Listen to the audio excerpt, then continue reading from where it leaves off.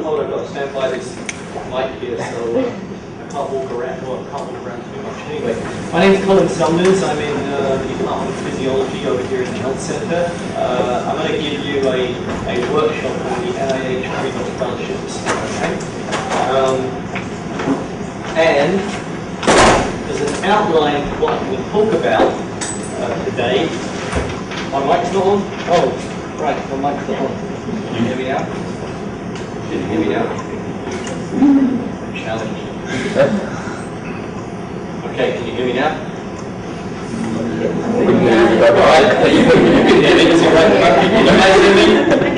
Okay, cool. Alright, so the outline of what I'm going to go over today is 3 bullets here. I'm going to give you a lot of basic information about the NIH individual pre-doctoral research training program, or the fellowships program. I'm going to talk to you, give you information about the actual application process that you have to go through nowadays. It does change quite regularly, and this is current as of 2011. And there'll be a few slides on the review process, the timeline, and what you can expect to get back from them in terms of feedback, etc. So where to begin? If you look at the NIH website, pre-doctoral fellowships through NIH really come in 2 different types. The so-called F31 and the F30 programs. If you see an F up there, it means it's a pre-doctoral fellowship. If you see for an individual, okay? If you see something like a T grant, a T32, a T35, it means it's more of an institutional training grant. Okay? Institutional training grant may have pre-doctoral fellowships on it, but it's not something that you as an individual would apply for. Okay? So F31, F30. If you look at the first one up here, the Kirkstein National Research Service Award for Individual Pre-Doctoral Fellows. This is the parent F31. So this is the global overall F31 awards, which is for PhD students. Okay? If you look down here, they're the same thing, but it's the parent F31 diversity, which is for PhD students who are from underrepresented groups. Below here, you have another one, the F30, the parent F30, which basically is for people who are in dual degree programs, whether it's MD, PhD, DES, PhD, DO, PhD, some biomedical engineering degree with MD, etc., etc. So there's 2 different kinds, the F30, the F31. And if you look at this page, what I've done is you should have all this on your handout, but if you look at this page on the website, the NIH website, and the web address is given below, it's really kind of the fellowship page. And the part you want to look at, I've kind of surrounded in a red box. So up here, the individuals who are working on a research doctorate, and down here, the individual fellowships. And the thing you need to look for is F kiosk, okay? So I said F is for the pre-doctoral fellowships. So if you identify this button, F kiosk, it will give you all kinds of good information about the applications, how you, the programs, how you go about applying for the programs, etc., etc. So let's just say we click on our F kiosk button over there. What we will get to is partly this page. And partly on this page, you're going to see the F30 awards, you're going to see the F31 awards, okay? So if you go over the right-hand side here, the F30 awards are really for the dual degree programs. The F31 awards are largely for PhD alone, but some places, some of the institutes, for example, offer the F31 for a dual degree program. In this particular case, somebody who's doing a PharmD and a PhD, okay? This is kind of difficult to read, so what I'm going to do is go on to the next slide, which kind of gives more of what is written here, okay? But one thing you really have to figure out if you are going to apply for one of these grants is whether the institute that would fund your research, okay, actually offers that kind of grant.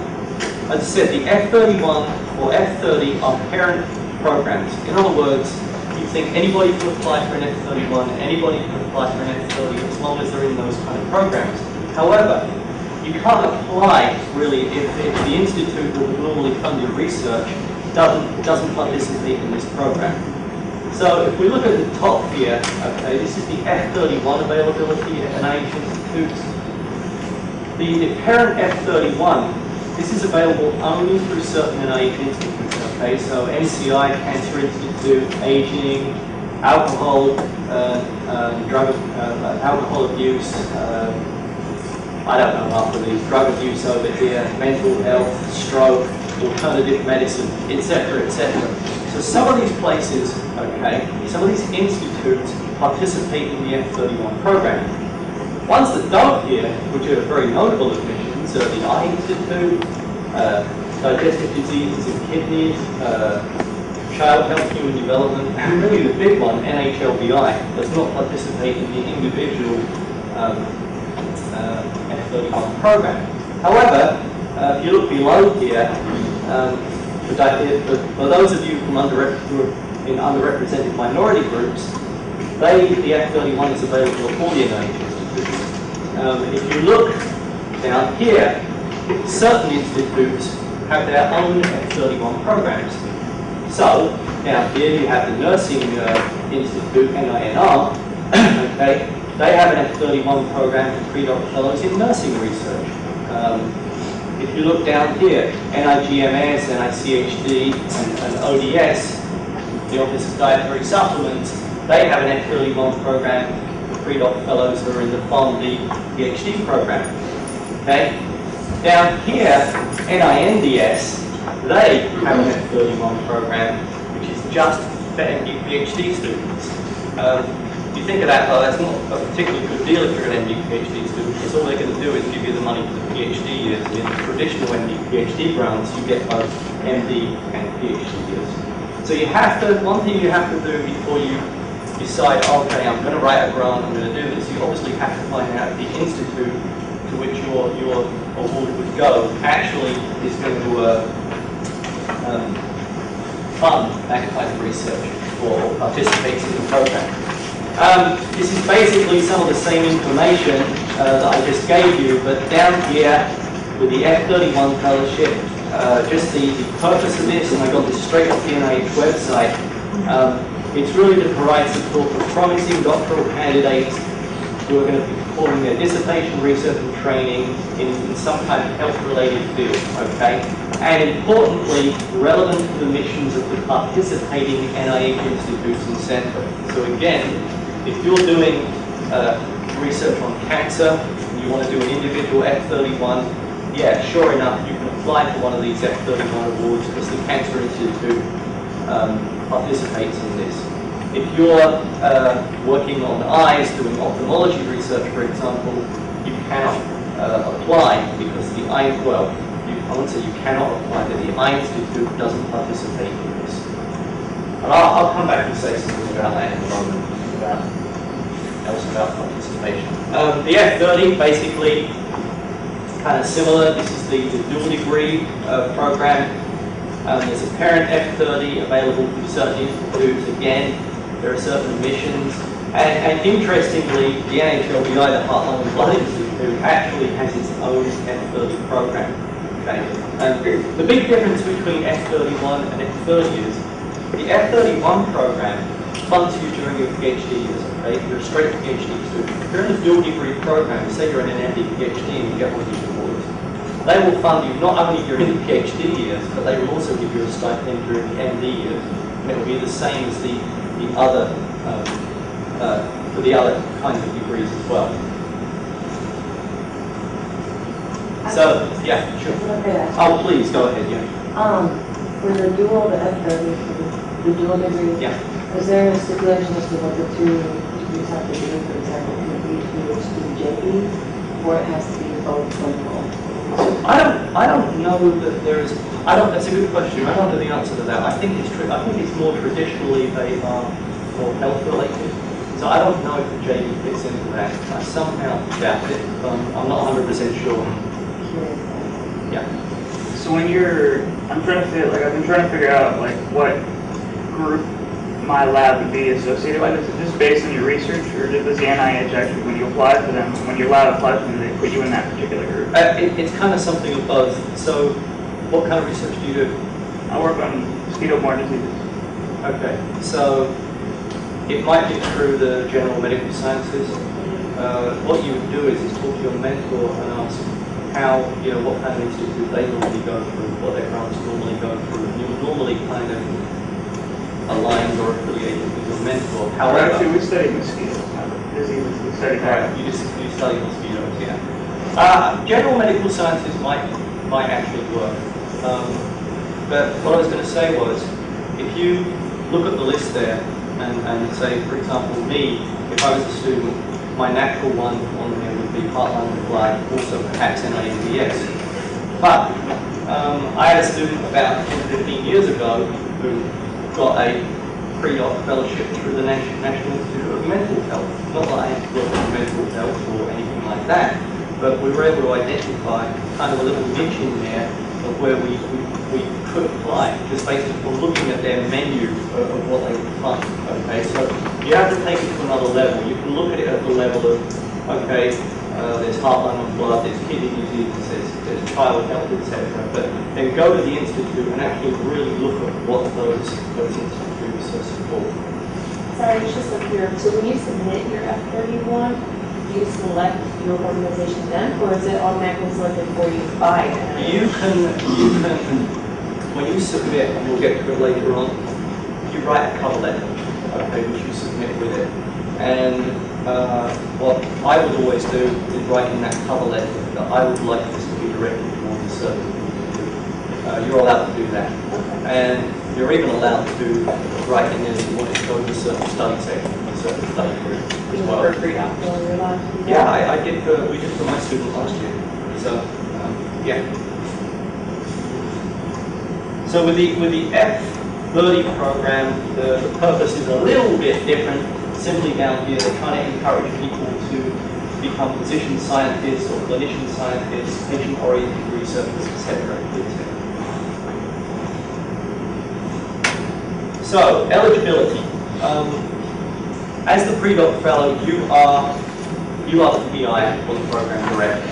Okay? You've got to be a citizen or a non-citizen national. You've got to be a permanent resident, okay, a green card holder. You've got to be at the dissertation research stage of the training. So, the way I look at that is usually during the first year of training, you are not going to be eligible. You're mostly doing coursework, but you get into your second year, your third year, etc. 10th year, stuff like that. you are eligible. Usually people would apply during their second year, third year, perhaps later fourth year. Okay. And again, you've really got to figure out, if you're participating in research that's going to be funded by a certain institute. You've got to have a baccalaureate degree, you've got to be currently enrolled in a PhD program or in a dual degree program. Okay? Budget. I should have put this later on, because this is if you actually get the award. But I thought I'd give this up front. So what they do is they give you a stipend, okay, which is set at NIH level. It increases by $200-300 every year. So at the moment the stipend for NIH is $26 per year. They pay some of your tuition fees, not all of it. I don't know where they come up with these numbers. I really have no idea of that. If you're a PhD trainee, the host institution will, when you apply for these, the host institution actually does a lot of the application. And so the host institution sets the tuition fees at a certain level. They will give you 60% of that if you're a PhD trainee, or if you're a dual degree trainee, they'll give you 60%. Up to $21,000, so it's a bit higher than the $16,000 for a straight PhD training. They give you this institutional allowance, $4,200 a year. This is kind of cool. This goes towards your, it can go towards insurance, but you can also use it in the lab for research supplies, and students can also use it to travel to scientific meetings as well. Okay. What you have to do though is, depending on the program you're in, 21.6 may be more than you get, or it may be less than you get. So if it's less than you normally get, say in the College of Medicine over here, where I think they get about 25K, then your mentor has to come up with the other $3,000 or $4,000 to bring the balance up. Maximum of 5 years of support. Okay, that will give you that. All right, application process. This is where the fun really starts, when you decide you're going to apply for this. And what I'm planning to do here is go through certain stages of the process with you. You really look at the program announcement. What you got to keep an eye out for is the current up-to-date program announcements. So for the F30, this is the number. For the F31, that's the number there. So you can simply go onto Google. You can Google NIH F31 or F30 fellowships, and you'll get a link which will bring you through to the current program announcement. Once you click on that program announcement, you'll get a lot of different information, okay? But one of the things you're going to get a link to is this document on the left-hand side here. And this is basically the application guide for individual fellowships. You can see this is from April of this year. And you can also see it's a grand total of 171 pages, okay? Which is kind of daunting, except what you really figure out pretty soon is that you don't have to read all of that stuff. There's only certain parts in there which are really, really important, okay? So I'll try and take you through some of those. Some of the things you need to do before applying, you've got to know, and I will go through these in more detail in subsequent slides, but you've got to know the application deadlines, the submission process.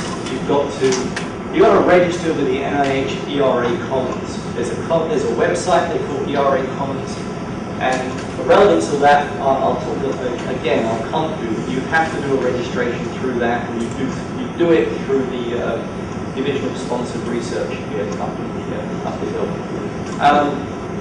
You identify who's involved in preparing the application, and that may seem really strange, but when you look at the application, certain people are responsible for filling out or completing certain parts of it, okay, when you're dealing with pre-docs. You identify the components of this document that are actually really relevant to your application, and at the bottom here, I kind of put it in a bit of a different color. You organize 3 letters of reference, okay? You need, when you're applying for a pre-doc fellowship, at least 3 letters of recommendation, and you cannot leave this till the last minute, okay? You're asking people to write letters, and if you want to get a really good letter, then you don't wait until 2 weeks beforehand and say, please can you do this? You have to get this organized, whenever you start your proposal, which hopefully is before 2 weeks. Is one of those letters from your mentor or a pre No, good question, and that will come up later on the slide, but those 3 letters of recommendation are all from other people, okay? They're not from your mentor. Are you going to talk more about letters? Yeah, Okay. I'm going to come back to it. I'm going to expand on these bullet Okay. points. There we go. All right. Submission deadlines for the pre-doc fellowships. They're always on the same April, August, December the 8th. Your proposal has to get to NIH by those dates. It's not when you hit the button and send it. And this is for both new and resubmission applications. They're submitted electronically these days. There's no paper submissions these days. You don't stick it in copy it, and put it in FedEx and send it to these guys. They don't accept it. You have to submit it electronically, and it's the institution UF that submits it. So after you have prepared the grant, you fill out all of the sections. It is basically loaded into a PDF, and in that PDF, that is then sent through the administration here, finally going to the research office up the hill, who send it to NIH. Okay. Tip, you've got to plan your work so that you, and this is kind of difficult for a lot of people, but you've got to plan your work so you have completed at least a week prior to the published deadline, okay? And there's a lot of reasons for this. The best thing you can do with these is start early. Okay, if you're going to write one of these grants, you've got to really get on the ball early on. Try to get it done a week early, because you can then go back and read over it. You can make any small changes that you want to, but it also allows it time to get through the UF administration. I mean, sometimes there are hiccups there, and you don't want it that somebody is, off for a couple of days. Hopefully there wouldn't be, and hopefully there'll be backup, or hopefully there's not a glitch in the system. But get it done early. Okay, the Collins registration is something that if you're applying for a grant, you absolutely have to do. You can't get anywhere unless you do this. So ERA is the Electronic Research Administration at NIH. It comes up as a web page. and you simply, there's a lot of different menus on there, but what you have to do is you have to register, and once you register, and the way you register is through, again, is through the Division of Sponsored Research here. They will give you a username, and you can then select a password, and you'll get in there, and the bottom bullet here is where it's really important, okay, because once you have that commons registration, once you've submitted your grant, you can log in there and see if they actually received it, first of all, okay? Then, it allows you to check who's reviewing your grant. You can actually see when they're reviewing it, which is kind of, I actually really don't like. You know, it's good to see who's reviewing it, or the panel is reviewing it, but I don't particularly want to know that on 8 o'clock on, you know, May the 30th or something, my grant is being reviewed. But I used to like the old days when it was just, you'd send it off in the mail and it would come back, you know, at some point. So you tend to sit by your computer, because what happens is you review the outcomes and scores, because what the deal is, once they review your grant, they have 3 days to get the score up on the screen. So you know they reviewed it on a certain day, you know 3 days later the score is going to be there. So you sort of sit there, hit refresh, and then you scream, or you... Other things, you can upload supplemental data on there, you can get the summary statements, which really summarizes the review of your application and gives you the feedback on it. I have a Any questions? Yeah. When you, in the second bullet, you said fellowship applicant must complete the registration. Then it says institutional officials are responsible for registering. So do I go on there and register, and then I advise my... What you have to do is you have to do, there's a person in the Division of Sponsored Research, or there's 2 or 3 of them up there, who you will contact by email, and you will ask for a commons registration. I believe if you get onto the Research Office website, it has a list of the staff on there and their functions, and I think, I mean, you can call any of them, but they will know what you're talking about. Okay. Okay. You have to register through that. Yeah. And then they'll probably give you a temporary password, and then when you get onto the site, you can change your you will change your password, and you'll also give a bunch of information about yourself. Okay. Who prepares the application? 3 people. You, the graduate student. Okay. You're the PI. You're applying, and there's certain areas of the grant which I'm going to go through that you will be responsible for, or you are responsible for. The mentor helps the student write the research plan. Okay, doesn't write the research plan for them, but usually has a big assist in there. And the mentor is also responsible for other required components of the application. There's a lot of the application that the mentor in a training program like this has to do. Okay, and it's a really important part of the application, because the people who are reviewing this really want to see, is there a good training plan or not? Is the mentor serious about this, for example? So that's an important component. The Department and College Administrator, there are certain parts of the application that you don't even really touch. You may give some basic information, but they're filled out and completed by your department or college admin. Okay? I'm going to go through those. So, what I tried to do here was, out of the 171 pages in this document, I tried to put up here the parts which I think are really, really relevant. And I guess I would say between sections 4 and 5, this is the part that you really, when you're applying for the grant, this is the part that you really have to pay attention to. Okay? So if we look at the next slide, which is just the same thing with a little box around a certain area. If you look at section 4, you've got completing the SF 424 R&R forms. The overview, the cover component, and the project performance site locations component. This is done by your department or college admin. You will have to tell your administrator, okay, in your department, that yeah, I'm applying for one of these, and then he or she will say, okay, what are the dates you're applying, what are the dates, what is the title of the application, what is the program you're applying for, because sometimes there's a specific program announcement, what it usually is for these things, and I know you really can't see this because I can't see it either, but basically, this is one of the pages that they will fill out, and all kinds of good information about the institution you're at, about DUNS numbers, a lot of things that might make not much sense to you, but they take care of it, okay? And it's their job to do that.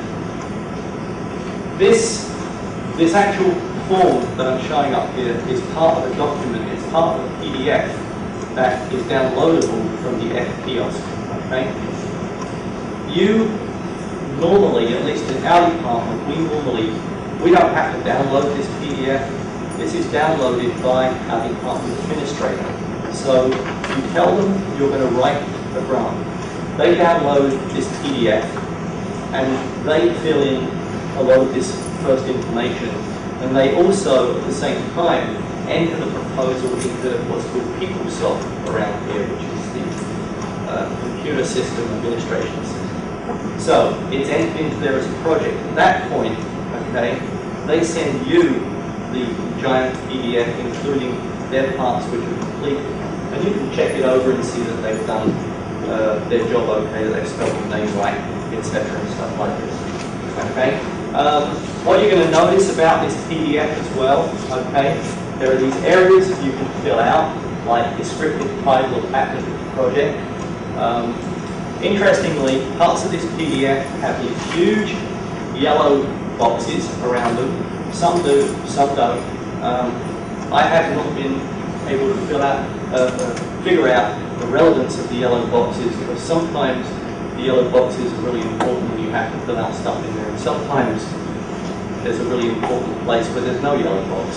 So you've got to read through everything on the form, okay, and see that it's relevant to your particular project. Okay, we move on to the fellow mentor responsibilities. If you look on here, I put a box around what I think should be filled out by the fellow and the mentor, and this, we're going to start with 4.4, which is the part of the form, the part of the PDF form, which is the other project information. Now, I'm not going to go through all of this, but there's some pretty important stuff on this whole page.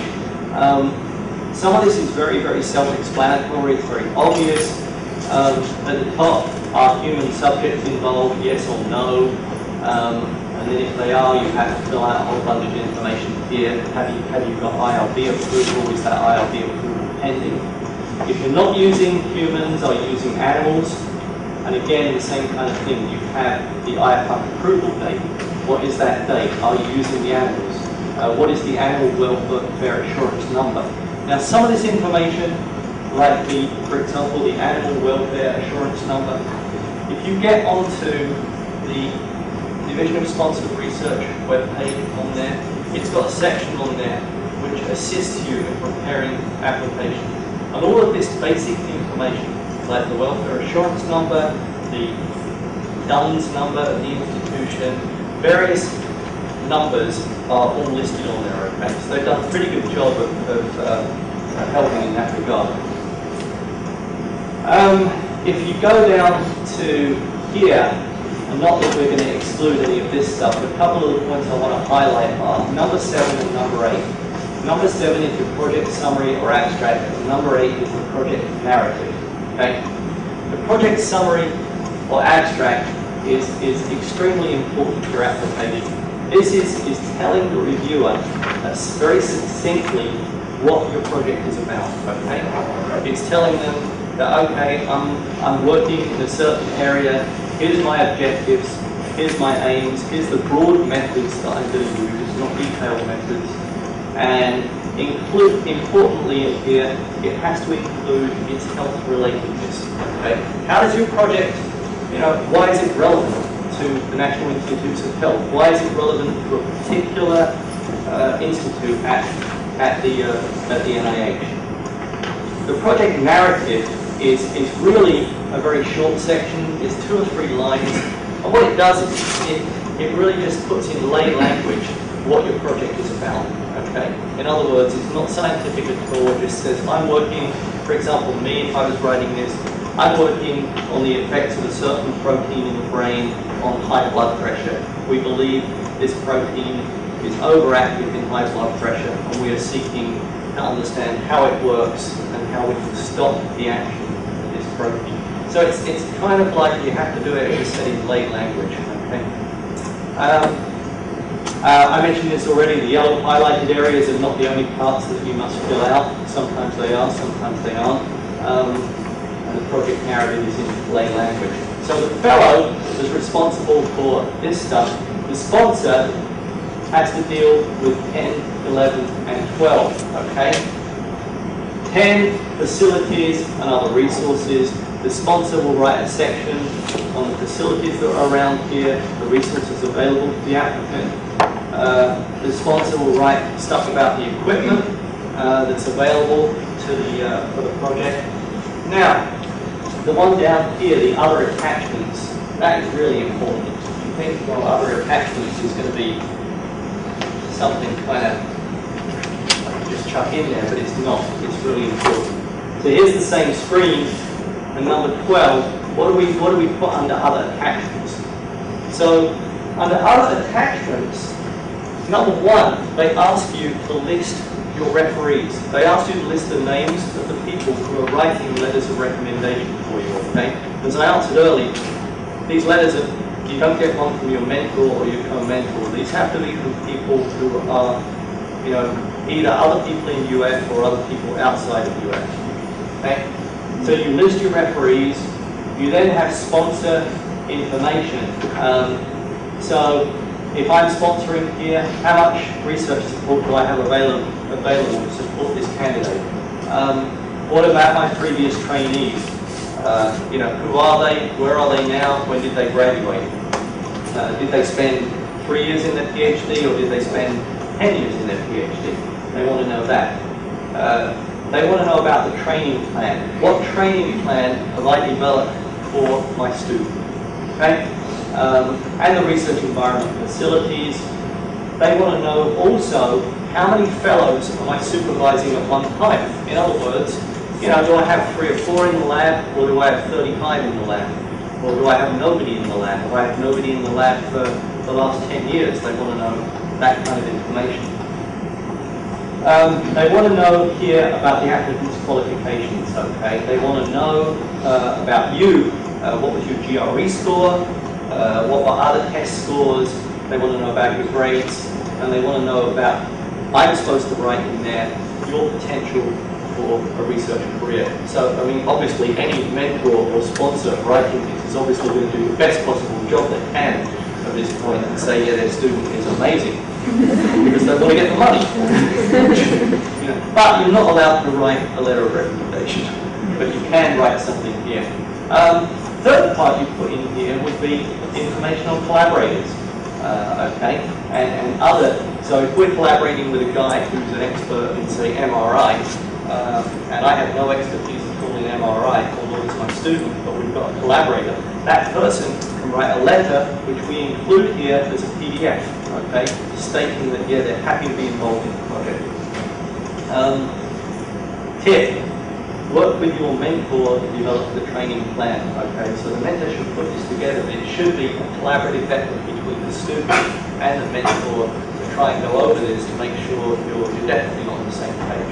Okay. Any questions before I go on? Yeah. You mentioned the co-mentor.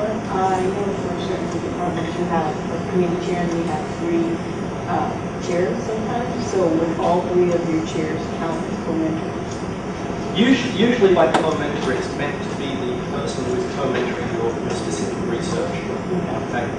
So your committee chair would be the person, I'm assuming, who's running your research, right?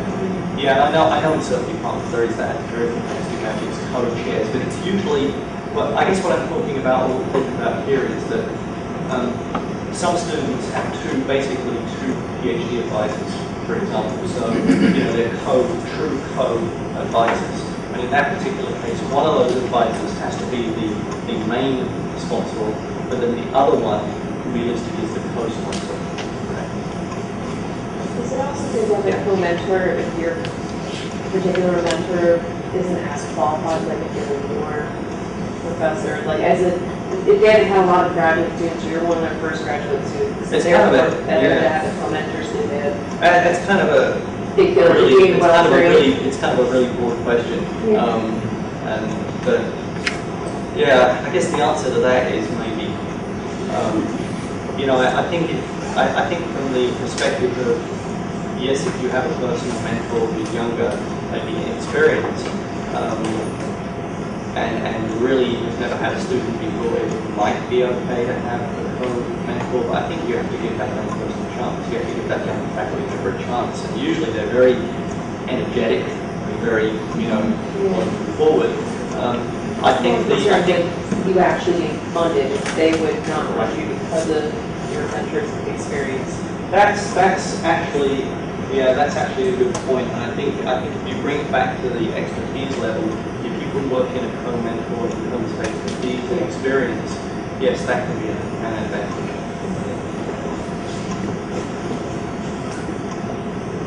Okay, the fellow responsibilities, which this is probably the next page, or the section 4.5. There's, when they talk about people, okay, here they're talking about the program director, the PI, which is you, which is the fellow. The top stuff is kind of self-explanatory, but down here to the box, you have to attach a biographical sketch. The biographical sketch for years and years and years had a very standard format to it, which changed a couple of years ago. The standard format was, again, biographical information about you, information about your honors, information about publications, information about your performance in school. Okay? The thing they did a couple of years ago was they added this section here, your personal statement. Okay? And the personal statement is really, really, really important part of this application. It basically here, okay, it describes your qualifications. Okay, it's a chance for you to say, okay, I am so and so. I've done this, this, this, this, and this. Therefore, I'm basically really, it's kind of a sales job. I'm really good at it, and this is why I should be funded. This is why I think I'm going to be a good fellow in this program.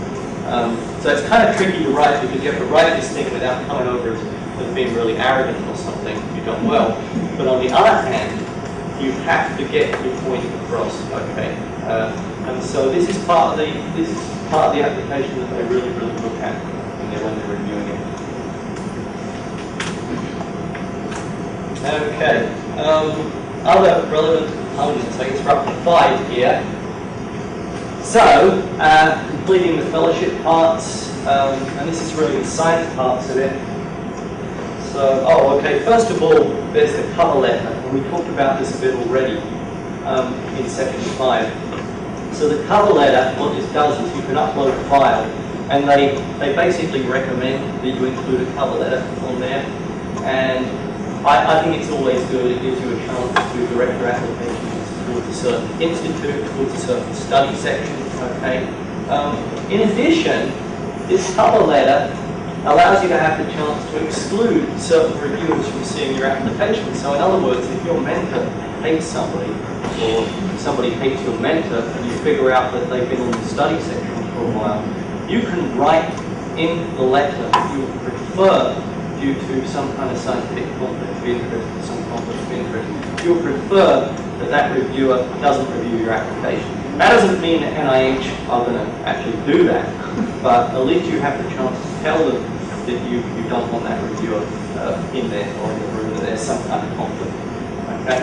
So it really has two functions, and as I said, the first one is you can direct your application to where you want it to go.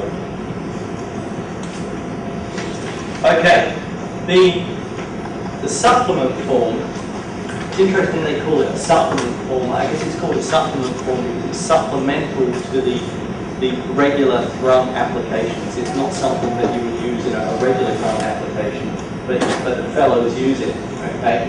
So basically, if we look on here, you've got to put the type of application up here, whether it's a new, a resubmission, for example. New is obviously a new grant going in. A resubmission is if you sent it in once, didn't get funded, and you're going to go back again. Down here, the research training plan. The parts for a new application you want to be focusing on specific aims and research strategy. Just above that is introduction to application. Okay, the introduction to the application is only used if you sent it in one time, it didn't get funded, and you're going back with a resubmission. Okay, they allow you one page of introduction to basically answer the comments made by the previous study group. Okay, so you can write in that introduction, but for a new application, you begin with the specific aims. And again, just like I said for some of the other sections here that I talked about a few minutes ago, the specific aims is extremely important. When they're reading your science, this is the first page they're going to see. They look at it and they really want to get an idea of the kind of science that you're doing, and they want it put very succinctly, very straightforward, and you know, if you write something that's relatively easy to understand, you've got more of a chance of the reviewer then being on your side and you getting a favourable outcome. Okay, so this part has to be really clear. So it's one page, concise goals.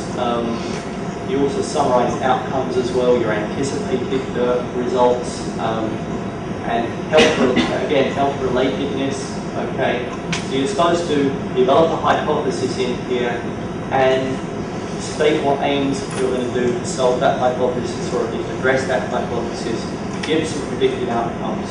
Okay, and so again, this is a one-page document. And I think one thing that's really helping these days with these grants, where the actual total size of the grant package is now, the actual application is reduced these days. One thing that really helps in the specific aims page is to have a diagram in there. If you develop a hypothesis, you have room to put a diagram in there of that hypothesis, and I think it really helps when you're reviewing, or when you're reviewing one of these things, you're, wow, okay, I see what they're about. Okay, so put a diagram in there.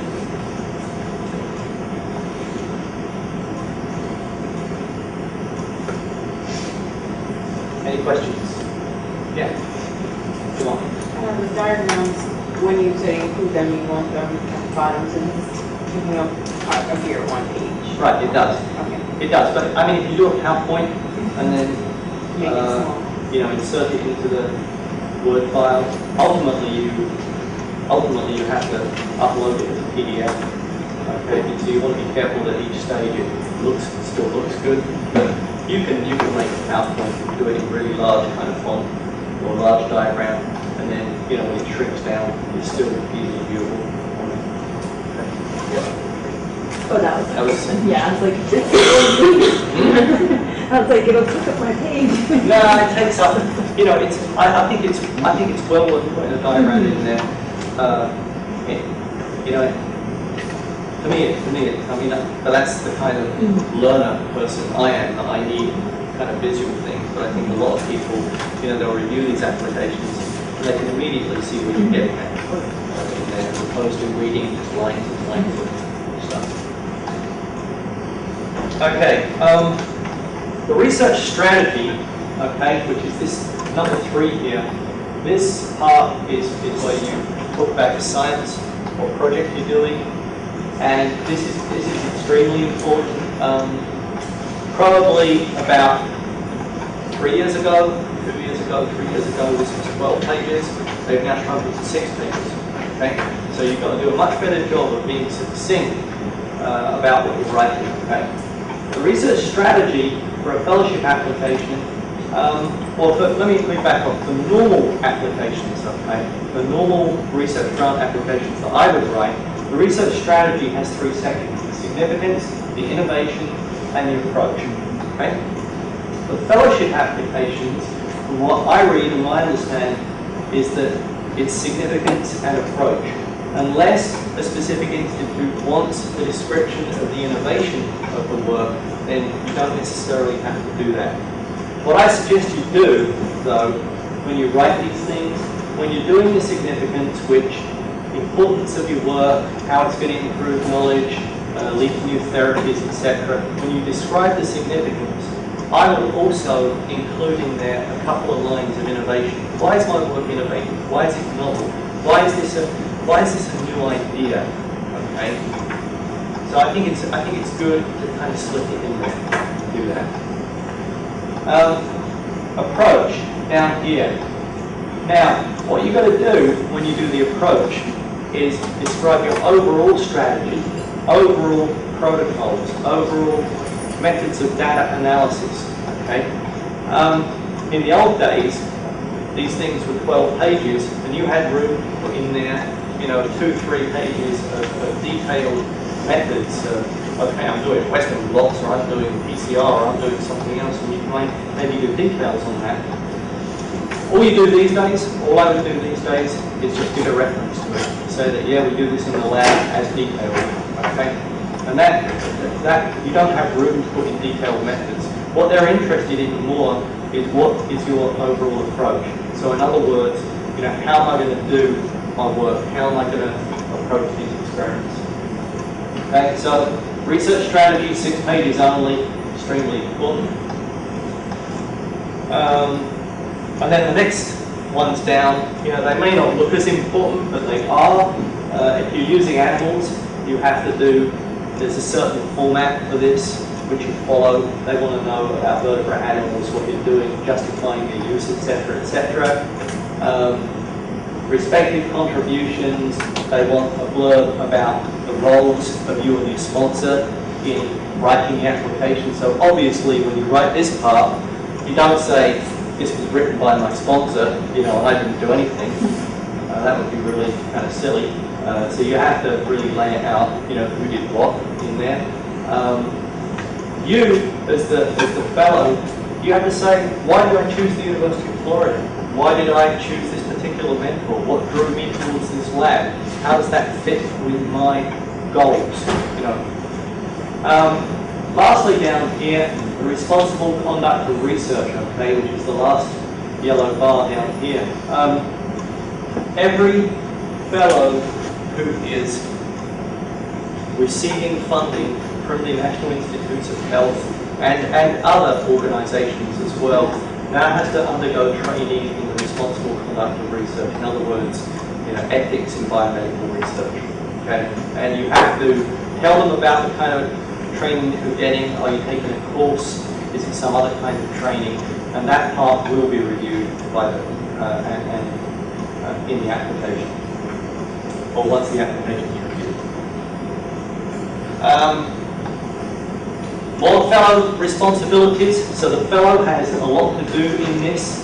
You have to have a page of your goals. Okay, describe how it's going to enhance your career. You have to talk about the activities that are planned in there. What are you going to do? Are you going to be 100% research? Are you going to do some other coursework in there? Are you going to be involved in mentoring? And I think one of the strong points, one of the things you can include in here, the word mentoring, okay? I think it's always good if you're in a lab, a research lab, and you're at the level of a graduate student, talk your mentor into getting you an undergrad to work with you as well. And it serves two things. Number one, it helps push your research along, especially if they're good. But the other thing is when you write an application like this, you can prove that you're mentoring somebody. You can say, well, I'm being involved in mentoring and teaching, okay, as well. And you give the percentages devoted to each activity. Obviously, the percentage in early years may be more, there may be more slanted towards coursework with less research, but then in later years it will be more research. Okay? And your doctoral dissertation research experience, you basically have to go back and summarize whatever research you've done throughout the years in 2 pages. Okay? They want to hear about it. What has been your pathway into research, into doing doctoral research? Okay. Questions? Yeah. Pathway, you mean like what you've done undergrad? Exactly. Starting undergrad. Starting if you, even if you were involved in a high school program when you visited the university, start from that point on. Give them everything. Show that I'm really interested in research. This isn't something I just like to go with. So is it more like storybook, or is it more like dates and Factual dates. Yeah, dates, give your experiences, who you worked for, what you did, during that time. Okay. All right, now, really, I put this under fellow mental responsibilities, but this is really probably this probably should be more of your administrator doing this. Okay, the only thing that you put on money-wise in terms of one of these applications is the tuition component. Okay, the rest of it NIH simply works out. Okay, NIH knows. The institution submits to NIH and they say our tuition level for in-state or out-of-state is at this level or whatever, and then NIH will give the fellow a certain amount of money. Okay? So you just put in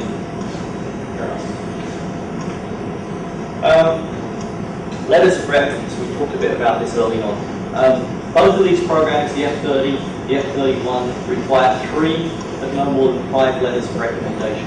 Okay? Your sponsor cannot write one of these. I suggest they've got to be from people who know you quite well. I mean, these can be members of your supervisory committee, your PhD committee. They can be members. They can be faculty members you interact with research-wise in other labs.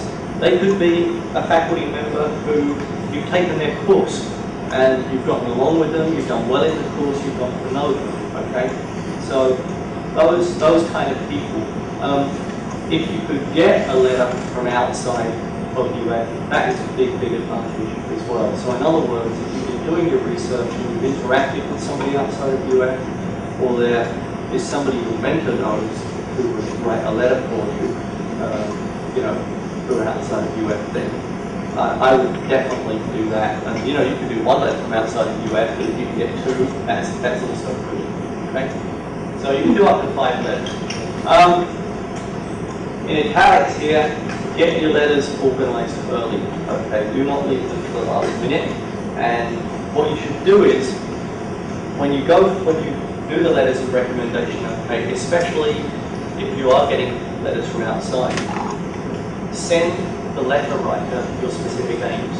Okay, so send them an email, attach the specific aims, and say, look, I'm applying for this award. Here's my specific aims, here's my CV, this is what you have to do, okay? Make it easy for you, right? In terms of, don't write a letter for you, but we could. But just make it easy, yeah. So is it important to have these letters from people that also apply for NIH grants, or could it be people in like other areas, like more agriculture, or just as long as they're in the sciences, or? Well, I mean, it depends what area you're in. It should be areas that are going to be able to strongly support your application. I would suggest with letters you get more from people who really know about the research. As I said earlier, you can get a letter, like my student last year applied for an F30, and he got a letter from one of his course directors, I think in neuroscience. Who he got to know, and he participated in TAing in that class as well. So they kind of knew him more, knew what kind of student he was. But on the whole, you want to go for letters from people who really know your research. That's the important stuff. The referees submit the letters independently via the MRA Commons site. So what you would do is you'll list them as referees, and then they have a certain period of time they can log in there. They will upload their letter directly. Okay, they don't send the letter to you to then submit it. They do it directly. I have a question. Yeah. Which is more, how does that sound? Which is more valuable when a reviewer is looking at a letter? Are you looking at this person is the president of this research institute and writing a letter for this person, or this person, supervisor research, but they're more of a faculty member, or just, I actually, what I look at is, if I'm reviewing one of these, I look at the quality of the letter. If I see a letter where, and the way these things are, these letters are, is there's there's a set of boxes where you have to check off the top 1%, or 5%, or 10%. But then you can add a paragraph or a whole letter after that. I want to see something that's realistic. So I don't want to see all, if I see all 1% and this person is absolutely amazing, blah, blah, blah, it kind of sometimes doesn't ring true. So you want somebody who actually knows you, who can write a real honest evaluation of you. So I think, and whether it can always help if you get a letter from somebody who's a big shot, who's from a well-respected lab, and they see, wow, okay, this person can write a letter, or that person can write a letter. Okay? But also those people, those letters have to be realistic. It can't just be a checkbox of 1%. I think so-and-so is great. That's it. If I see 2-3 lines of, yeah, this person is wonderful, work is great, I tend to more disregard it. It has to be work there. So I suggest getting from people who know you, who interact with you. Okay, the review criteria. I'm going to jump around a little bit here. They do this using a different kind of scale. Now, when they're reviewing the fellowship applications, I'm going to jump down here first of all to the scored review criteria. Okay, I'll come back to the overall impact. But if you look at the scored review criteria, okay, they consider 5 criteria. First of all, in these kind of applications, they're looking at the fellowship applicant. Okay, so they're looking at your academic record, where you've done your research experience. They try and make an evaluation of whether you're going to become an independent researcher or not, or your potential for that. They really look at how you have done as an investigator. And if you have publications as well that you've added in there, all the better. Okay, that's one thing that can get frequently dinged. I mean, if they've seen you've been around for 3 years and haven't published anything or haven't presented your work anywhere, that can be a negative. So they evaluate you, they evaluate the sponsor and the collaborators. They look at the sponsor. Has the sponsor been productive? Has the sponsor been funded? Does the sponsor have an active research lab? Does the sponsor train other fellows, etc.? Okay. The research training plan down here, they want to look at the research. They think, is the hypothesis good? Is it relevant to the mission of a certain institute? And they will go through it. And the reviewers are supposed to cover the 5 different categories. There's 2 on the next slide, which I'll get to. But when you really look at one of the major things they cover, it's definitely the research. They look at the rest of it, but there's kind of a mindset of reviewers that the research has to kind of be front and center. Yeah. When you mention potential to develop as a researcher, does that include wanting, aspiring to work for industry, or is that strictly working only in academia?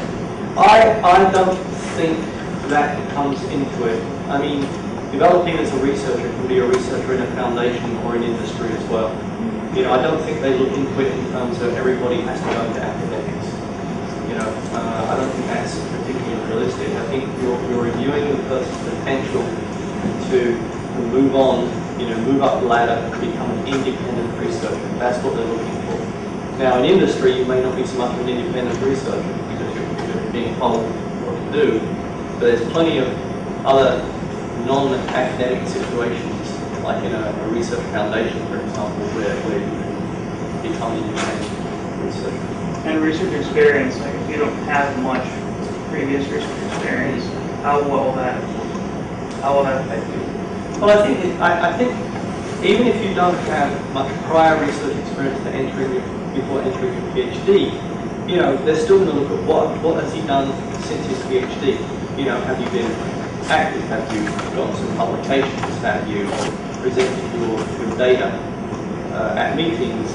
And you have good letters that tell them how good you are.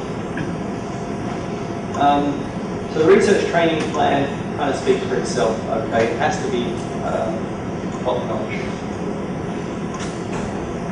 The other things they look at, the training potential.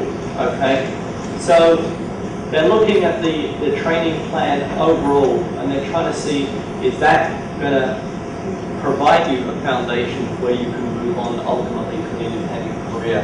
You know, at the pre-doctoral level, I find that a little bit difficult because I think even though doctoral students, you know, when they start off, they're not independent at all. When they move through, they become more independent. But even when they become a postdoc, they're not truly independent at all. You know, that doesn't kind of come to, in most cases, till later on. So, again, it's a potential thing. Does the training plan overall, is it going to help you move towards independence? Institutional environment and commitment to training. This is really a gemisch of, is the environment great, is the equipment great, is the letter, you know, are the letters really good, if you have internal letters which have talked about the environment as well. What they do is, they score, okay, they score each of those 5 categories, okay, and they then, I'm going to flick back one slide, no I'm not, oh, I shouldn't have done that. If I hit end show, is that going to be bad? Yes. Okay. Just look off of it. Okay. If I go back to this one, what I do is they actually give you an overall impact or merit score. Okay, and I'll tell you what those scores are or what the range is in a moment. And it's not, this overall score is not necessarily an average of all these other 5 categories. In other words, they may score you really, really high as an applicant, they might score your sponsor high, they may not like your research so much, quite as much. They may think the training plan is really great as well. So, you know, I emphasize when they give you an overall impact or merit score, it is not simply an average of those other scores that they put together. Right. As far as the scores are concerned, this is the NIH review scoring system. They changed it a couple of years ago to expand it. So now, if you get 1s, it's really great. If you get 9s, it's really awful. Okay? And, you know, I have to say that fellowship applicants normally, would be between a 1 and a 4, 1 and 5 over here. I mean, reviewers on the whole aren't that nasty, and rarely would go down into this range. Okay, by the time you go together, you put one of these applications in. Usually the applications are quite good. So what happens is you get a score, which is an impact score over here. They then take this impact score and they do this what they call percentiling, which ranks you against the other candidates in there, and they make a decision after that. Yeah. Do you know what approximately the percentage of funding is currently? The percentage of funding varies, it depends on the institute. So the NHLBI at 31 at the moment, their published pay line is 30%, and it's actually really good. Yeah. It's actually really, really good. The F31, the F30 award is not so good. It's about 10th percentile. But that's NHLBI. If you look at other institutes, maybe the Cancer Institute, I don't know, or other ones that participate in these, NIH, NIH, they all have different pay lines. Okay? You can look it up. If you just put NIH, Google NIH F31 or F30 pay lines, you get a couple of links which will give you those. Okay? Yeah, but the NHLBI is great. Yeah. Are there particular trends, are there particular areas that the NIH is interested in funding more than others that maybe you could hire research into? Or, I think what you need to do, I can't answer that directly because I don't know the budget of every different NIH institute, but traditionally certain institutes have more money than others. Okay, so Aging Institute has money, Cancer Institute has a lot of money, NHLBI has a lot of money. Other institutes like NINDS, Neurological Disorders and Stroke, I would say have less money. Child Health and Human Development are more down the scale. But within those institutes, I don't think at the fellow level it's necessary necessarily look at those buckets and say, okay, I'm going to apply to NHLBI or cancel because I have more chance. Each of those institutes has a pot of money that they've put aside for fellows. Usually, the amount of money, say that NHLBI has a lot of money, but they're giving it out more in research grants or big training programs. Okay? I think a lot of these institutes do try to support or try to defend, keep their fellowship programs going. Okay? But yeah, you can Google that. Review timeline. This could be painful. August 8th submission, they review it in October or November. As I said, 3 days later, you get your score. You want to sit there and keep refreshing the button. About 4 to 6 weeks later, you actually get your summary statement, which is a PDF, which you can download from Commons. They'll send you an email telling you it's there. And depending on the priority score, it goes through what they call a council, but then you may or may not get funded in February or March. Okay, so we're talking, quite a long time here. The thing you really want to do if you submit one of these for the first time, you really want to be on the ball and know when it's getting reviewed, even though you don't want to really. You want to know when it's getting reviewed. You want to know when you can get your summary statements. Because if your score is not favourable, you then want to be really on the ball and look at it and say, can I resubmit this thing? Okay, so you want to see those summary statements and see if you can get in at the next deadline. With the score, I mean, this is obviously a ballpark, but what's considered a fundable score and what's considered a score that is appropriate to resubmit and what's an uncalled? Again, it really depends on the institute. Okay, so as I said, some of the institutes have a cut-off through percentile, some through that score, an impact factor, and it really depends on the program.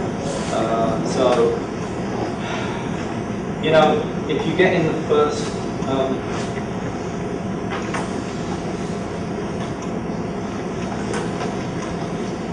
if you get up here in the ones, you're likely to get funded. Okay? If you get 1s and 2s, you may be on the edge. If you get 1s, 2s, 3s, you probably, depending on the percent, now fellowships again, you may get in there. Okay? It may be alright. So you've got a chance of getting funded. If you start getting 4s and 5s down here, you're not going to get funded. You're going to have to go back. But with 4s and 5s, at least it's kind of encouraging. They found some very good bits about it. Okay, so that encourages you to go back. If you get 8 or 9, then you may have to read things. Go in a different direction. Okay? That's kind of very, very broad, very general. But as I said, it depends on the individual. Overall tips.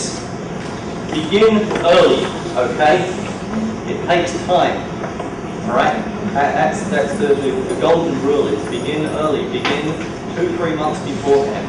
It can be really difficult to do, to really focus yourself, you have to do it. You've got to be as organised, you've got to know what part you write, you've got to know, sift through the SF 424 and try to direct you here as to which parts are really important, but go through there, figure out, what your role is in there, what's the role of your sponsor. Work with your sponsor on all phases of the application, okay? It's really important, to get together with them a lot, and go over it, go back and forth over the research plan, over the training plan, etc. And you have to remember this is the government, okay? So you've got to follow all of the technical guidelines, all right? Because if you are, 3 words over or something like this, they will not review your application. They have this program, even though you're submitting different sections, or they put it together and they form a big PDF out of it. And if you're a line or a few words over, then you have a problem. Okay, and that comes up on the ERA Commons site. So you've got to be good at that. Okay, any more questions? Yeah. The ERA Commons site, is it always available to apply to? I know, with the NSF, you have a certain window you have. Well, that's what I said. There are certain dates. There are 3 dates a year for this. Oh no, I meant to register for it. Oh, the ERA Commons, you can register any time. Okay, yeah, within NSF, you have to register within a certain. Yeah, you can register any time for this. Okay. Okay. Other question? I'm just gonna ask, is it okay to contact you with? Oh, absolutely, yeah, you can contact me, yeah, sure. That's my email. What do you recommend for talking to your program officer before you submit, or they can have that to? That's a good question. I think the question was talking about talking to your program officer. Each of these institutes has what's called a program officer who runs the F30 or F31 programs in there. I think if you're not sure if your work fits in there, it's a great idea to contact program officer. We did that last year with the grant we sent in, and we were able to get the yes go ahead to do it. Okay. Does you have successfully, or successful grants available for students to see like what was a successful F31 that's actually funded? We have a course in the College of Medicine. I don't know the course number, but there is a grant writing course, Right. which I know they use a grant, which is PDF, or they call up a successful grant in that course. I mean, if you want, I can give you a copy of the, I'm curious to see a copy in your format. Because I've seen copies of the older, page format, but as far as the 6 page to see. That's a good question. I'd have to look and see, if I can find out who got funded or not under the current format. Yeah, I don't know. But I think it's a good question. I think it's something that could be made available because, those, the new format is dramatically different, as you know. The current writing that I've been was all under the old format. Not that it should be that much different with the new format, but it'd be nice to see what really highlighted. I can show you one that got a very, very good score. It's going to get funded, so if you want to contact me about that. Any other questions? All right, have a good day.